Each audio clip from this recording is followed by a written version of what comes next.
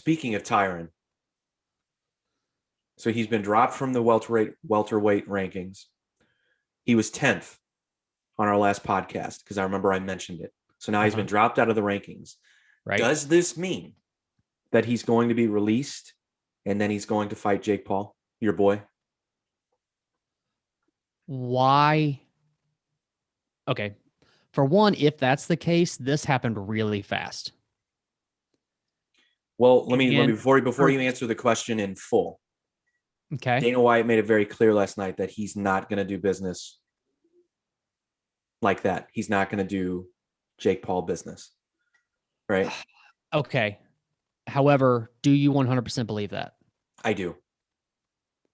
And the reason I say that is, what if, say this whole scenario happens. Say Woodley's released from the UFC and he fights Jake Paul and Jake Paul wins somehow. Why do you do this to my soul? Because we have to have the devil's advocate scenario here. Okay. Jake Paul wins somehow. Jesus. That's got to throw a higher money tag on Jake Paul. Okay, now let me ask you: are they boxing we also know that if we're talking Dana White, money has a huge part in things that he's involved in. Yeah, but do you know who generates more revenue than Jake Paul? Dana White. Oh, just Dana White. Yeah. He doesn't need Jake Paul to generate revenue.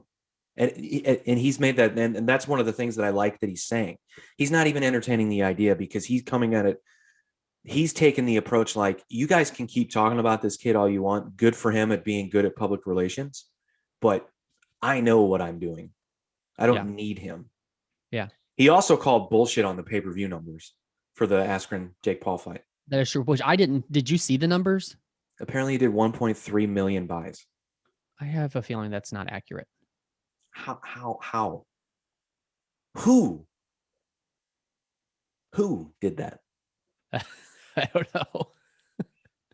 But like with Jake Paul, I was glad that Dana White, he mentioned, that Jake Paul is like, his opponents are handpicked, like who he's fighting.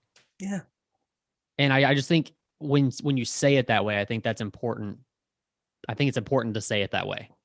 It's an important distinction to make because they're not people that he has to fight. They're people that he wants to fight because he thinks he can beat them. Right. Now, that's not an uncommon thing in the fight business, especially in boxing. However, let's make one thing clear. You will not hear me say that this guy's a professional boxer. So.